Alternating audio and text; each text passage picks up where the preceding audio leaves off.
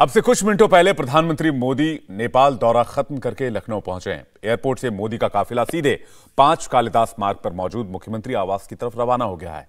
आज रात योगी और उनकी कैबिनेट के मंत्री प्रधानमंत्री मोदी से मिलेंगे। डिटेल डिस्कशन होगा, मोदी के साथ डिनर भी होगा, आगे का पॉलिटिकल प्लान भी डिस्कस होगा। एक दूसरी इंपॉर्टेंट मीटिंग अभी दिल्ली में खत्म हुई है। बीजेपी ऑफिस में America, Australia, New Zealand, Bhutan, Sri Lanka जैसे देशों के राजदूत जेपी नड्डा से मिले। मोदी सरकार की नीतियों पर चर्चा की। नेपाल से लेकर दुनिया के कोने कोने में इस वक्त 2 ही नाम ट्रेंड कर रहे हैं। एक है पीएम मोदी और दूसरा है इंडिया। मोदी आज नेपाल में थे, वहां से चीन को और पूरी दुनिया को मोदी ने क्लियर मैसेज डिलीवर कर दिया है। कैसे, आइए दिखाते हैं।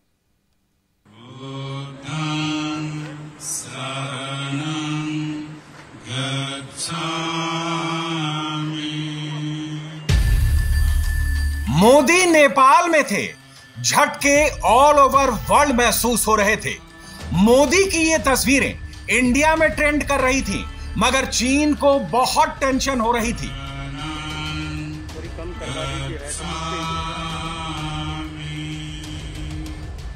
खबर छपी, हेडलाइन बनी, मोदी ने कूटनीतिक और सियासी चाल ही ऐसी चली कि देश के भीतर मोदी के पॉलिटिकल दुश्मनों और देश के बाहर इंडिया के दुश्मनों में खलबली मच गई। 24 घंटे के भीतर इंटरनेशनल लेवल पर इंडिया को लेकर 2 बहुत बड़ी खबरें छपी। पहली खबर का स्क्रीनशॉट आपके सामने है। रूस यूक्रेन युद्ध के बीच नरेंद्र मोदी ने भारत के लिए बहुत बड़ी डिप्लोमेटिक जीत हासिल की है। इस खबर की डिटेल आपको थोड़ी देर में देंगे। पहले दूसरी खबर की बात करते हैं और वो है नेपाल से।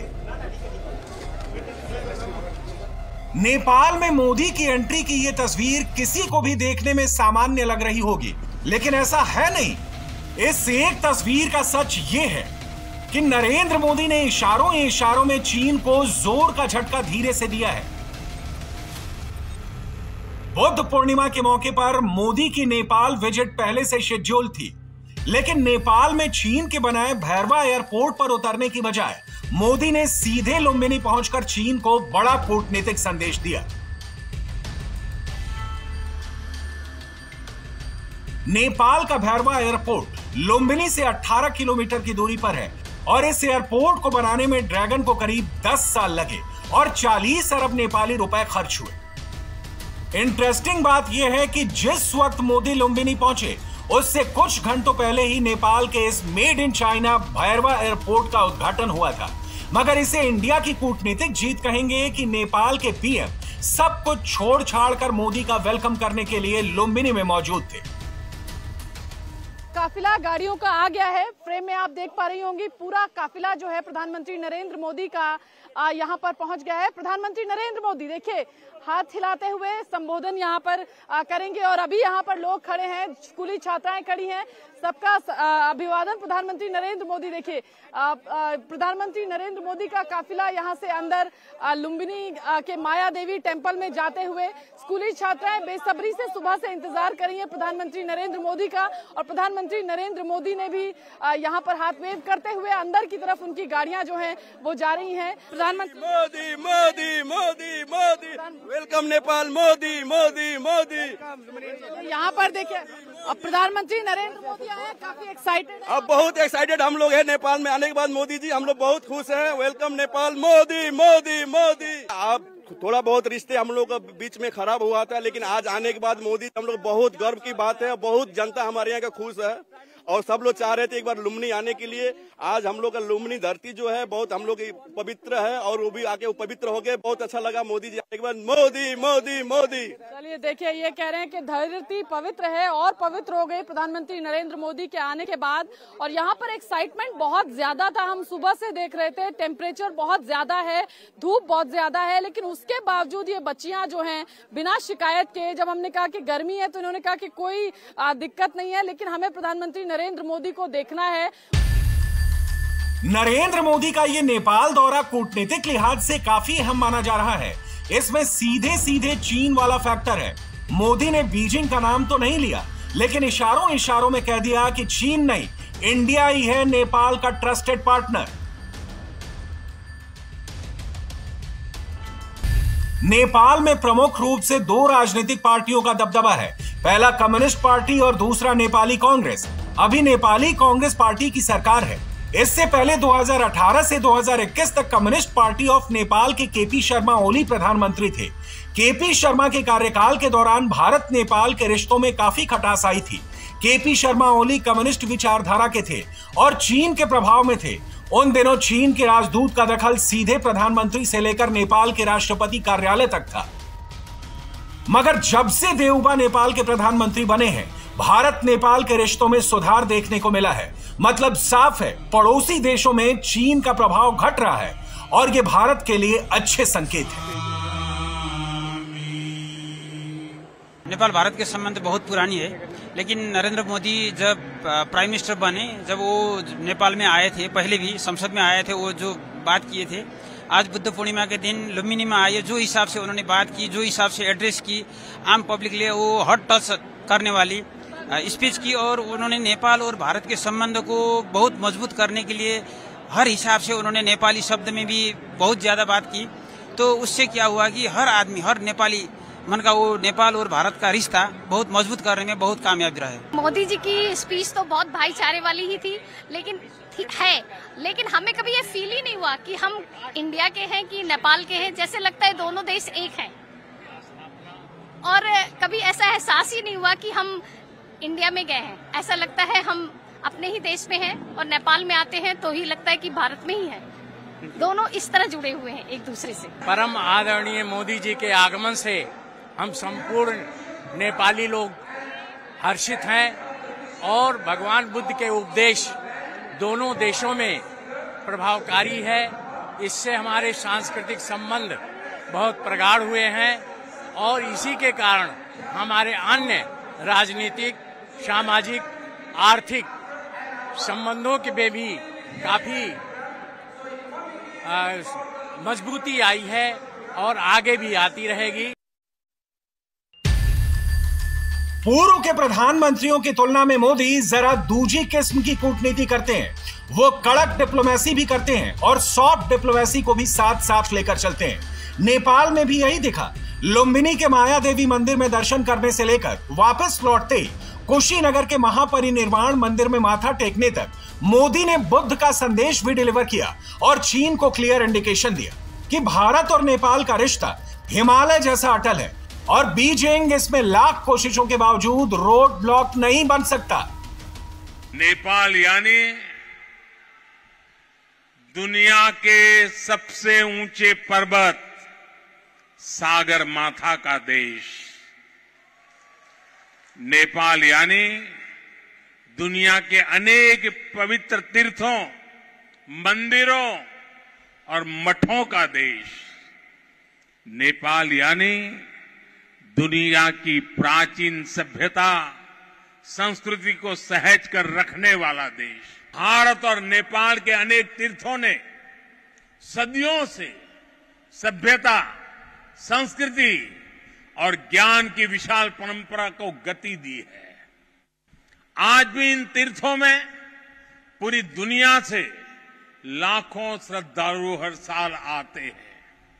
हमें भविष्य में अपने इन प्रयासों को और गति देनी होगी। नेपाल को लेकर मोदी की कूटनीति वाली डिक्शनरी में धर्म का बहुत बड़ा महत्व है। ऐसा नहीं है कि यह सिर्फ आज ही दिखा है, पहले भी यही होता आया है। 2014 के बाद से मोदी की यह 5वीं नेपाल यात्रा है। 2019 का लोकसभा चुनाव जीतने के बाद मोदी पहली बार नेपाल पहुंचे। पिछली यात्रा में मोदी ने काठमांडू में पशुपतिनाथ मंदिर, जनकपुर धाम में जानकी माता मंदिर और मस्तंग में मुक्तिनाथ मंदिर के दर्शन किए थे। और इस बार भी मोदी ने उसी सांस्कृतिक, पारंपरिक रिश्तों पर बात की। राम का भी जिक्र किया, काशी का भी जिक्र किया और नेपाल से भारत के रिश्तों को कुछ यूं एक्सप्लेन किया। भविष्य में क्या होने वाला है उसका इंडिकेशन भी दिया।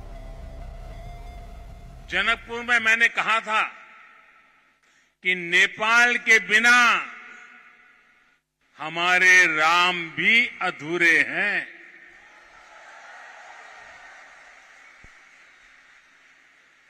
मुझे पता है कि आज जब भारत में भगवान श्री राम का भव्य मंदिर बन रहा है तो नेपाल के लोग भी उतना ही खुशी महसूस कर रहे हैं। अभी कुछ समय पहले जब शेर बहादुर देवबा जी, श्रीमती आरजू देवबा जी भारत गए थे और जैसा अभी देवबा जी ने वर्णन किया बनारस का, काशी विश्वनाथ धाम की यात्रा की थी, तो उन्हें भी ऐसी ही अनुभूति भारत के लिए भी होना बहुत स्वाभाविक है।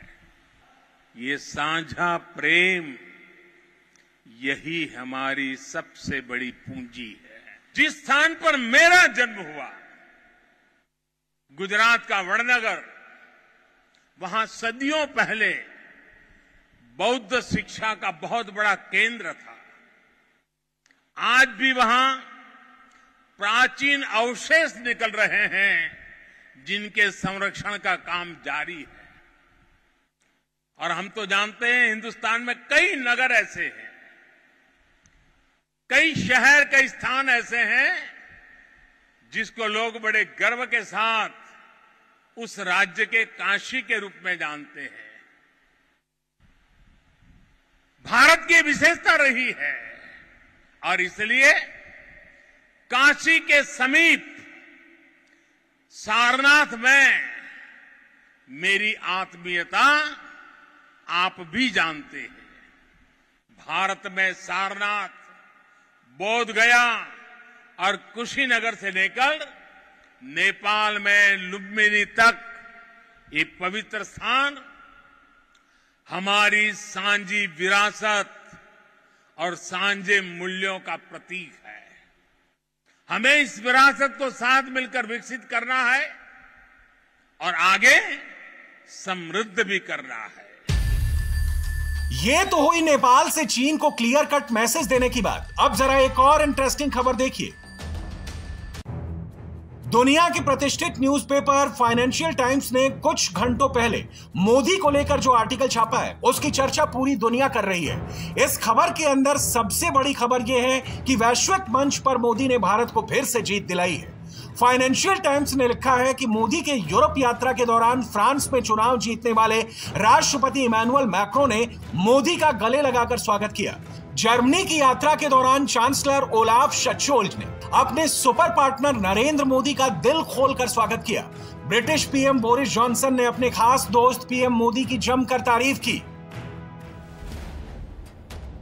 यूरोप के इन दिग्गज नेताओं ने पीएम मोदी की ऐसे समय में तारीफ की जब यूक्रेन में पुतिन के हमले के कारण रूस से रिश्ता तोड़ने को लेकर भारत पश्चिमी देशों के निशाने पर था। मगर अब पश्चिमी देश भी मानने लगे हैं कि भारत बहुत बड़ा और बहुत महत्वपूर्ण है।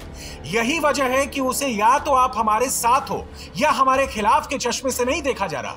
पश्चिमी देशों के नेता अब भारत को नाराज नहीं करना चाहते हैं और वो हिंदुस्तान को चीन के भू राजनीतिक विकल्प के तौर पर देख रहे हैं। बिल्कुल यही सेंटिमेंट नेपाल में भी दिख रहा है। नेपाल अब चीन की गोद से उतरकर भारत के साथ कदम ताल कर रहा है, असर दिख रहा है।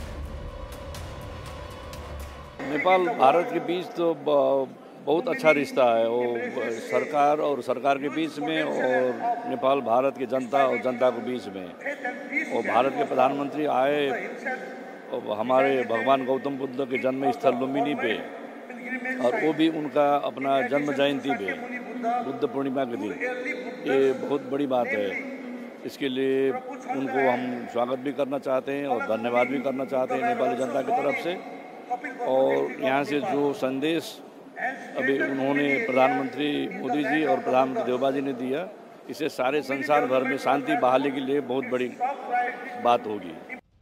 वैश्विक स्तर पर भारत के बढ़ते कदम का अंदाजा आप इसी बात से लगा सकते हैं कि दिल्ली में बीजेपी ऑफिस में अमेरिका, ऑस्ट्रेलिया, न्यूजीलैंड, कैरेबियन देश, पड़ोसी देश भूटान, श्रीलंका जैसे देशों के राजदूत और हाई कमिश्नर बीजेपी राष्ट्रीय अध्यक्ष जेपी नड्डा से आकर मिलते हैं, मोदी सरकार की नीतियों पर चर्चा करते हैं। ये सब यूं ही नहीं हो रहा। न्यू इंडिया का वेलकम दुनिया यूं ही नहीं कर रही। इसके पीछे 137 करोड़ की आबादी वाले देश की ताकत भी है और मोदी फैक्टर भी। इंडिया टीवी हर वक्त हर जगह डाउनलोड करने के लिए सर्च करें India TV news Google play store या ऐप स्टोर पर।